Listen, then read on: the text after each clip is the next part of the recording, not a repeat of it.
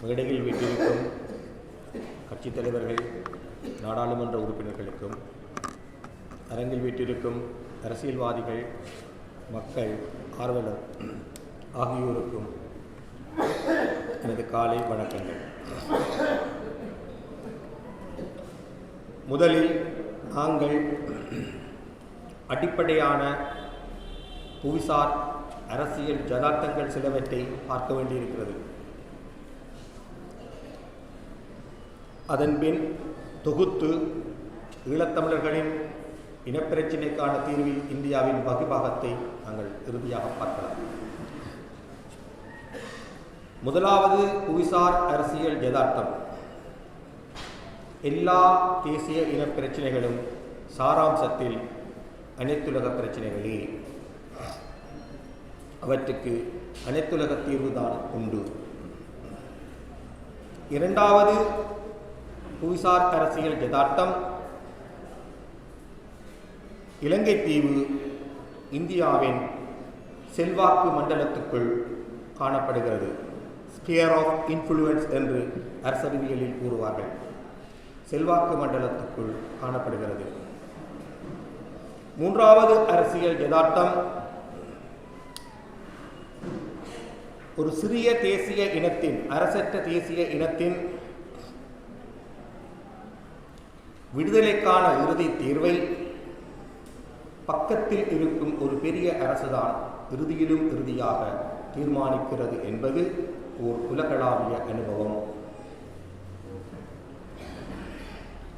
அடுத்த யதார்த்தம், இரண்டாம் உலக மகாயுத்தத்துக்கு பின்னரான கடந்த சுமார் 60 ஆண்டுகளுக்கு மேலான ஒரு பகை பிராந்திய சூழலுக்குள் ஈழத்தமிழர்களின் விடுதலை போராட்டம் சிக்கியிருக்கிறது என்பது. ஐந்தாவது யதார்த்தம், கடந்த 2 தசாப்த காலத்துள் பூகோள மட்டத்தில் ஏற்பட்டிருக்கின்ற சீனாவுக்கு எதிரான அணிச்சேர்க்கை இந்தியாவும் அமெரிக்காவும் பூகோள பங்காளிகளாக இருக்கும் ஒரு பின்னணிக்குள், குறிப்பாக கடந்த 12 ஆண்டுகளில் இப்பிராந்தியத்தில் ஏற்பட்டு வரும் சீன விரிவாக்கத்தின் பின்னணியில் ஈழத்தமிழர்களுக்கு பாதுகாப்பு இல்லை என்றால் இந்தியாவுக்கும் பாதுகாப்பு இல்லை என்ற யதார்த்தம். இப்பொழுது இந்த யதார்த்தங்கள் ஒவ்வொன்றையும் சற்று விரிவாக பார்க்கலாம். முதலாவது, இனப்பிரச்சனைகள், தேசிய இனப்பிரச்சனைகள் சாராம்சத்தில் அனைத்துலக பிரச்சனைகள் தான் என்று அரசியலியல் கூறுகிறது. எப்படி என்றால், ஒரு இனப்பிரச்சனை உள்நாட்டில் கருக்கொண்டாலும் அது அதன் அடுத்தடுத்த கட்ட வளர்ச்சிகளை எப்பொழுது பெறுகிறது என்று சொன்னால் வெளியரசுகள் தலையிடும் பொழுது.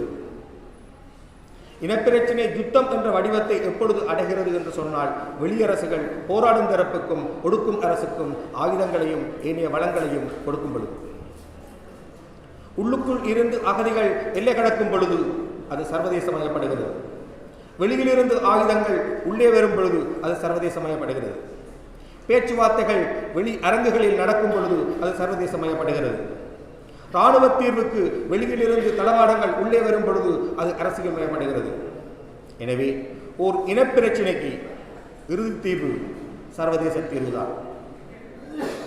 அது இராணுவ தீர்வாக இருந்தாலும் அதுக்குரிய வளங்கள் வெளியிலிருந்து வரும் பொழுதுதான் போராடும் மக்கள் தனிமைப்படுத்தப்பட்டு அளிக்கப்படுகிறார்கள். 2009ஆம் ஆண்டு அளிக்கப்பட்டதை போல. அதுக்கு அரசியல் தீர்வு காண்பதாக இருந்தாலும்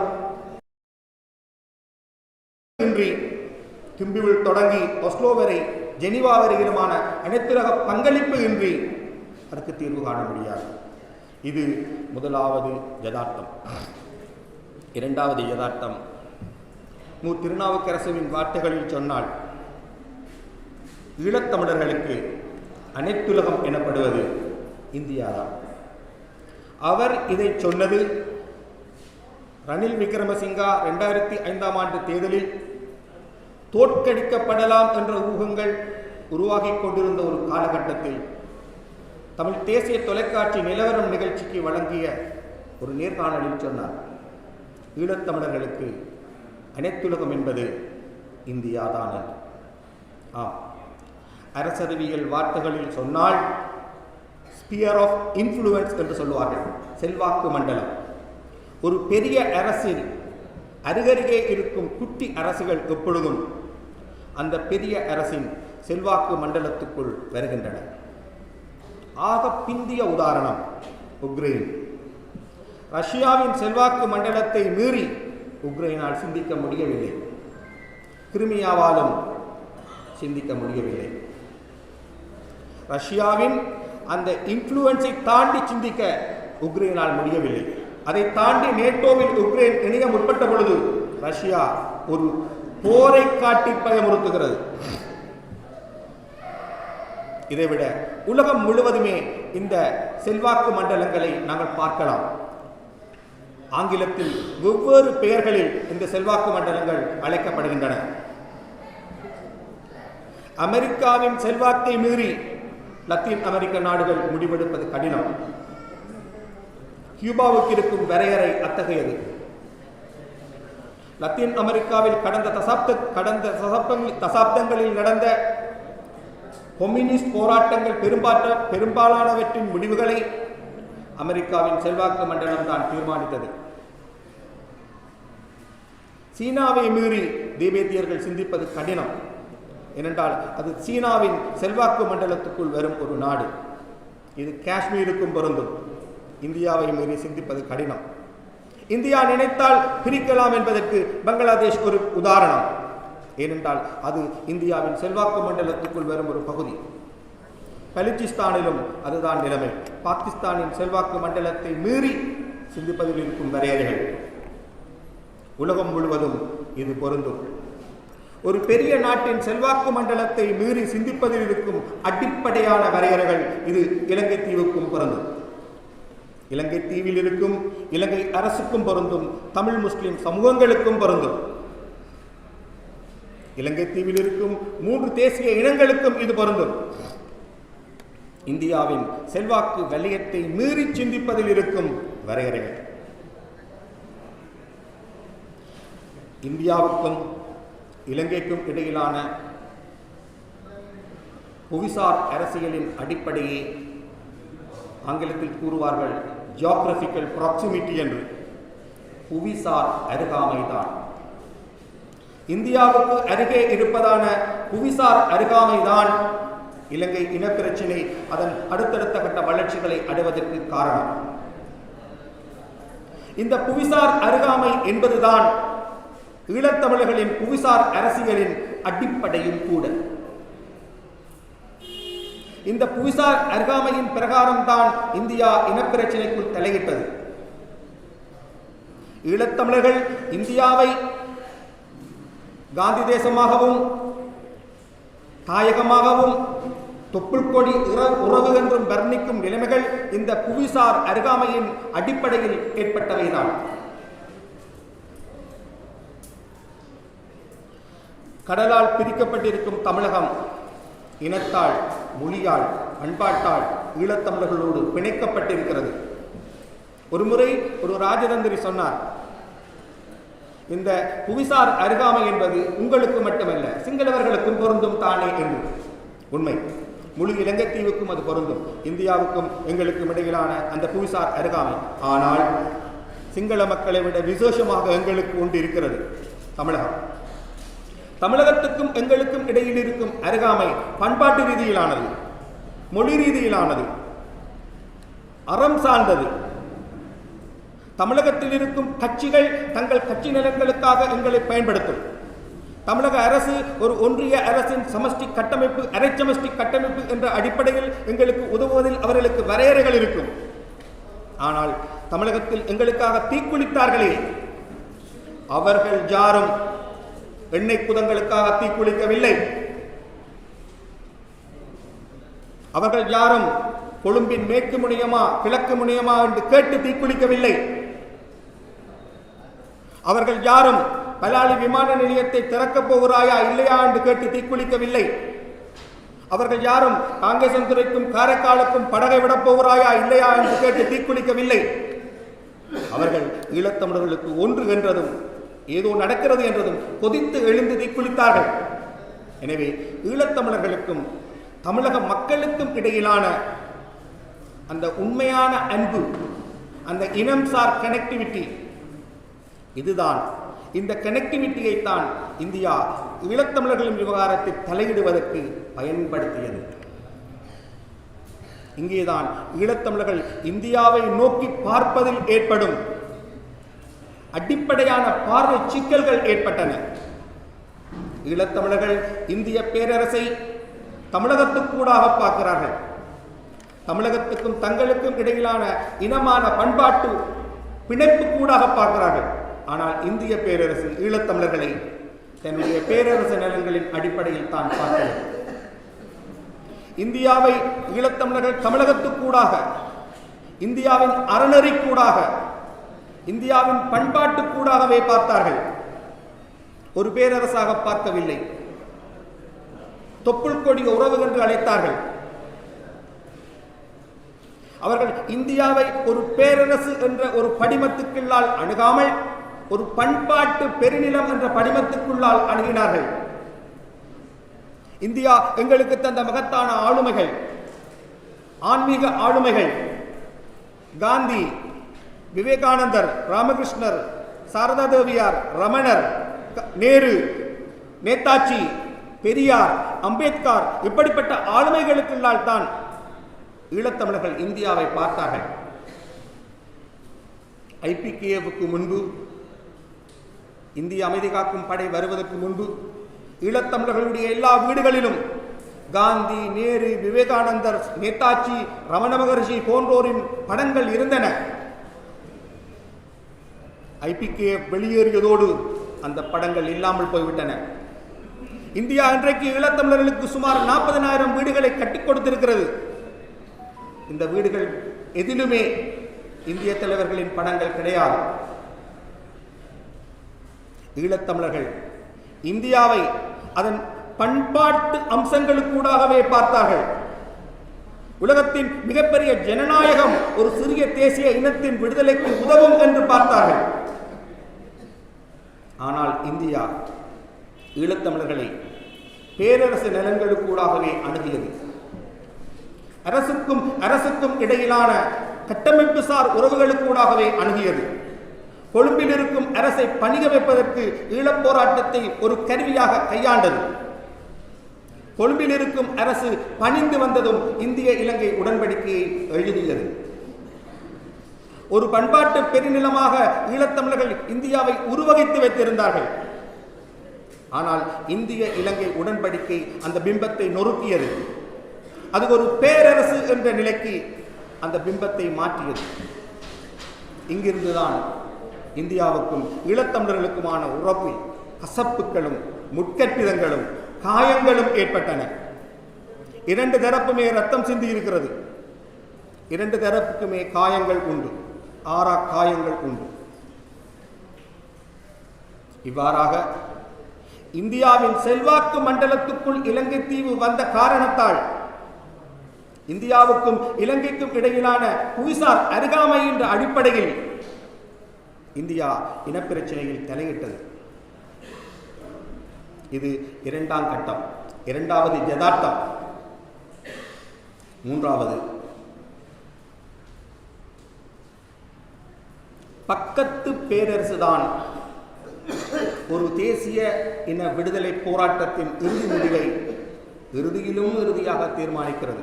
இது ஒரு உலகளாவிய அனுபவம். அருகில் இருக்கும் பேரரசுகள் தான் போராடும் சிறிய இனங்களின் இறுதி தீர்வு எது என்பதை தீர்மானிக்கின்றன. ரஷ்யா கிரிமியாவின் சுயாதீனத்தை தீர்மானித்தது 2014. ரஷ்யாவை மீறி கிரிமியாவுக்கு ஒரு சுதந்திரம் கிடைக்காது. சீனாவை மீறி திபெத்தியர்கள் சிந்திப்பது கடினம். இந்தியாவை மீறி காஷ்மீரியர்கள் சிந்திப்பது கடினம். கிழக்கு தீமூரில் உலக சமூகம் தலையிட்டு ஒரு மக்கள் வாக்கெடுப்புக்கு விட்டது. அந்த மக்கள் வாக்கெடுப்பில் பிரிந்து செல்வதற்கு மக்கள் வாக்களித்தார்கள். ஆனால் இந்தோனேஷியா அதை எதிர்த்து படைகளை இறக்கியது. ஆயிரக்கணக்கானவர்கள் கொல்லப்படும் நிலைமை தோன்றிய பொழுது பக்கத்தில் இருந்த பெரிய அரசாகிய ஆஸ்திரேலியா தலையிட்டது. மக்கள் வாக்கெடுப்பை அமுல்படுத்தியது. மக்கள் வாக்கெடுப்பின் முடிவை அமுல்படுத்தியது. இன்றைக்கும் கிழக்கு தீமூர் ஆஸ்திரேலியாவின் ஸ்பியர் ஆஃப் இன்ஃப்ளூயன்ஸுக்குள்ள தான் இருக்கு. பொருளாதார ரீதியாக அது ஆஸ்திரேலியாவின் கட்டுப்பாட்டுக்குள் தான் இருக்கிறது. உலகம் முழுவதிலுமே அருகில் இருக்கும் பேரரசுதான் சிறிய தேசிய இனங்களின் விடுதலையை இறுதியிலும் இறுதியாக தீர்மானிக்கின்றது. பங்களாதேஷியர்களின் போராட்டத்தை முடிவில் இந்தியா தான் தீர்மானித்தது. இது உலகம் முழுவதிலுமான ஓர் அனுபவம். அருகில் இருக்கும் பேரரசை மீறி சிறிய தேசிய இனங்கள் சிந்திக்க முடியாத ஒரு நிலைமை உண்டு. இது மூன்றாவது யதார்த்தம். அடுத்த யதார்த்தம் எமது பிராந்திய யதார்த்தம் தென்னாசியா. இரண்டாம் உலக மகாயுத்தத்துக்கு பின்னிருந்து இந்த பிராந்தியத்தில் நடந்த பெரும்பாலான ஆயுத போராட்டங்கள் ஒன்றில் நசுக்கப்பட்டன அல்லது அடித்து முறிக்கப்பட்ட பின் அரைச்சமஷ்டி கட்டமைப்புக்குள் முடக்கப்பட்டன.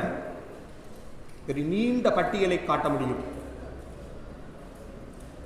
டார்ஜிலிங் மக்களின் போராட்டம், குர்காலாந்து, போடோலாந்து போராட்டம், மேகாலாந்து போராட்டம், நாகாலாந்து போராட்டம், தெலுங்கானா போராட்டம், திராவிட நாட்டு கோரிக்கை, ஈழப் போராட்டம்.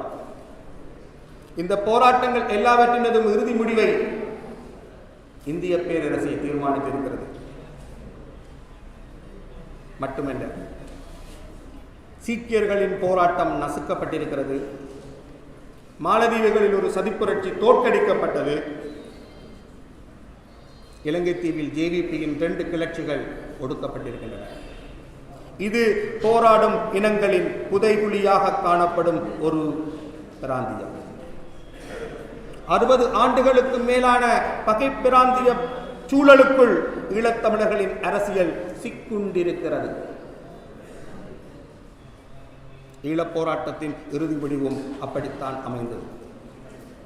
எனவே பக்கத்தில் இருக்கும் பேரரசு ஒரு போராடும் மக்களின் தலைவிதியை தீர்மானிக்கிறது என்பதற்கும் அப்பால் இந்த பிராந்தியமானது, தென்னாசிய பிராந்தியமானது அரை நூற்றாண்டுக்கு மேலாக போராடும் இனங்களின் பகை பிராந்தியமாக காணப்படுகிறது. போராடிய இனங்கள் ஒன்றில் முழு விடுதலை பெறவில்லை அல்லது நசுக்கப்பட்டிருக்கின்றன. இது 4வது யதார்த்தம். 5வது யதார்த்தம், கடந்த சில தசாப்தங்களில் சீனா ஓர் உலக பேரரசாக எழுச்சி பெறத் தொடங்கியிருக்கும் பின்னணிக்குள் சீனாவை எதிர்கொள்வதற்கு அமெரிக்காவும் இந்தியாவும் பூகோள பங்காளிகளாக மாறியிருக்கிறார்கள். ஆனால் அமெரிக்காவும் இந்தியாவும் பகைவர்களாக இருந்த ஒரு காலகட்டத்தில் தான் ஈழப்போருக்கு இந்தியா ஆயுதமும் பிந்தள வசதிகளும் வழங்கியது. அமெரிக்காவினுடையதும் ரஷ்யாவினுடையதும் நிழல் போரை சிங்கள மக்களும் தமிழ் மக்களும் நிஜப்போராக முன்னெடுத்தார்கள். அதுக்கு பேர் தான் ஈழப்போர்.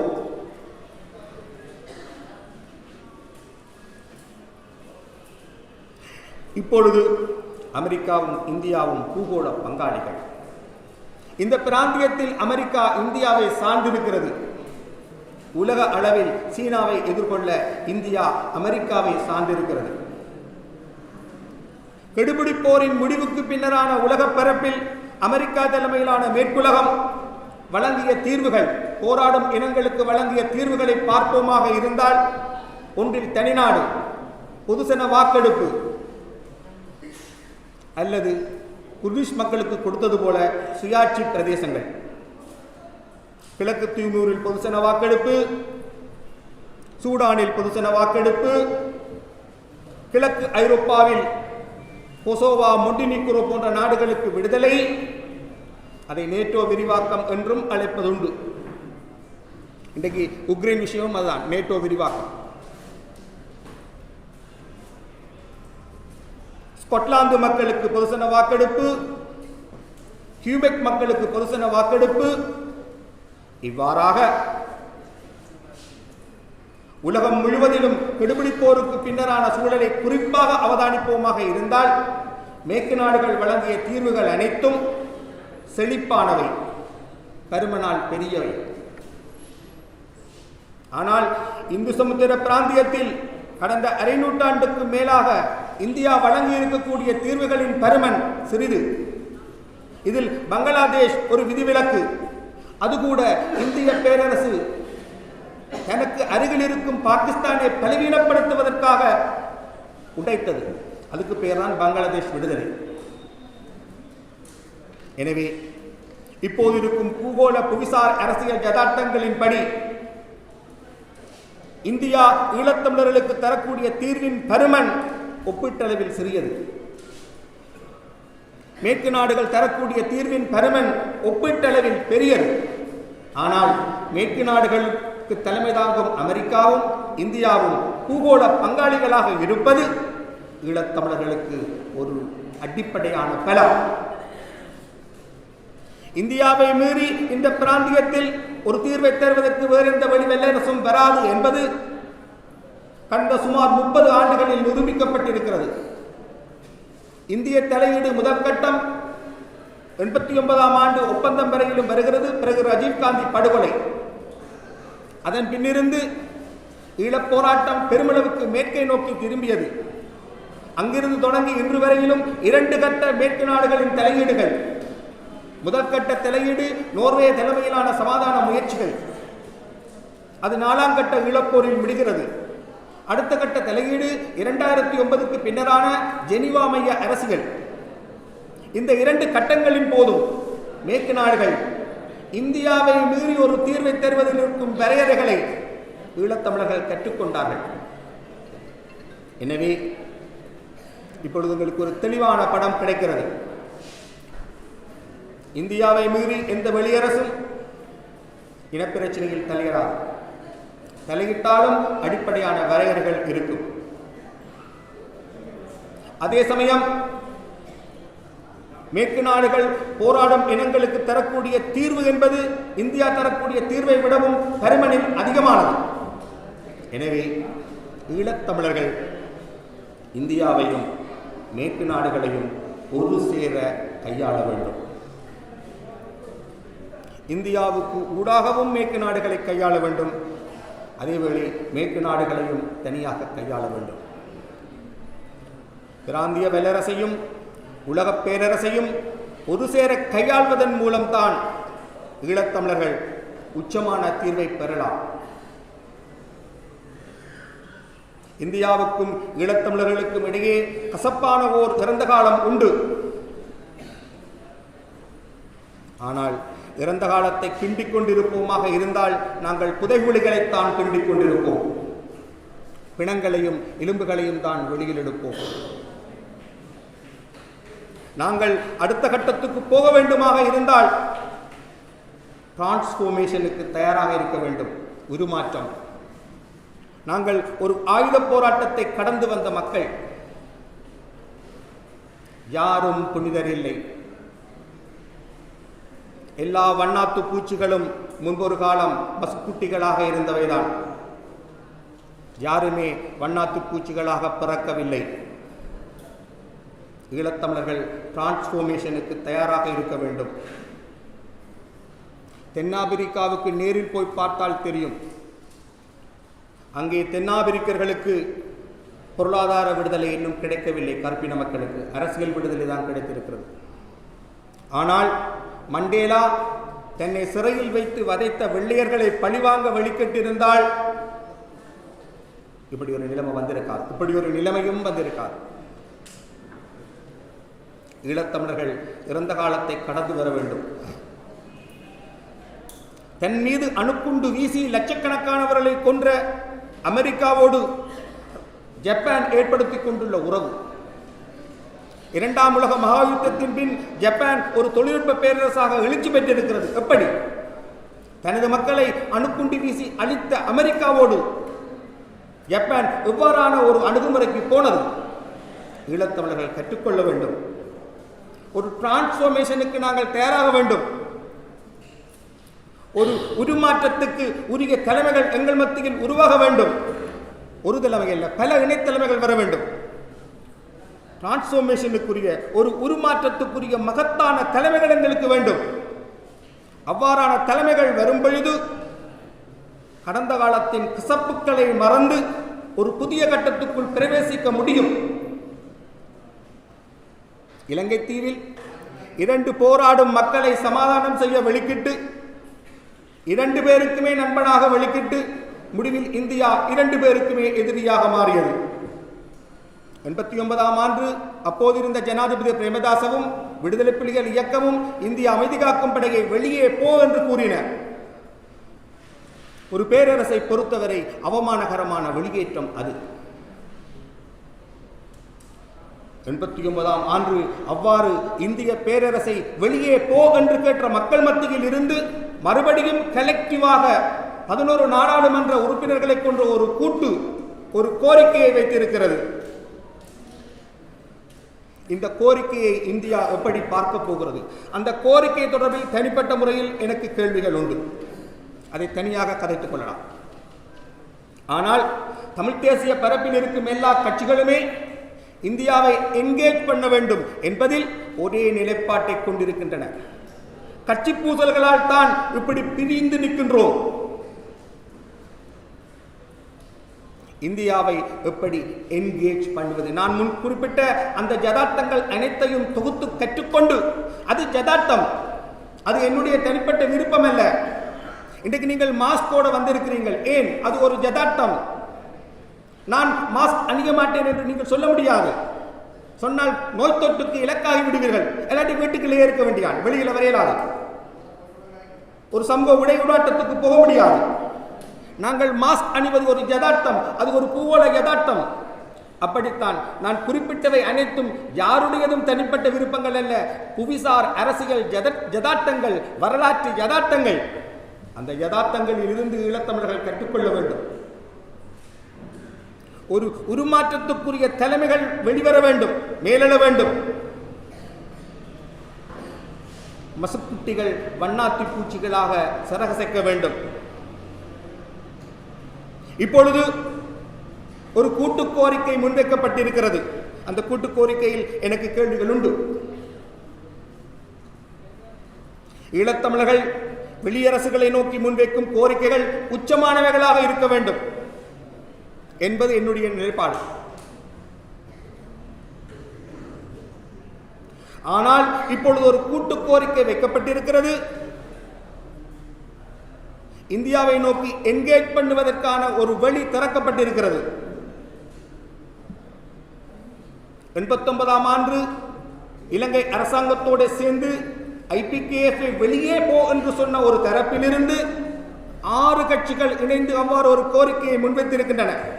இதுக்கு இந்தியா என்ன பதில் கூறப்போகிறது? அது மிக முக்கியம். இந்தியா கோரப்போகும் பதிலின் அடிப்படையில் தான் இந்த கட்சிகளின் அடுத்த கட்டமும் தங்கியிருக்கு. மட்டுமல்ல, இந்த பிராந்தியத்தில் இந்தியாவின் தெற்கு மூலையில் சீன விரிவாக்கத்துக்கு எதிரான புதிய வியூகங்களை தமிழ் மக்களோடு சேர்ந்து திறப்பதற்குரிய புதிய வாய்ப்புகளை இந்தியா எப்படி கையாளப் போகிறது என்பதும் அதில் தங்கியிருக்கிறது.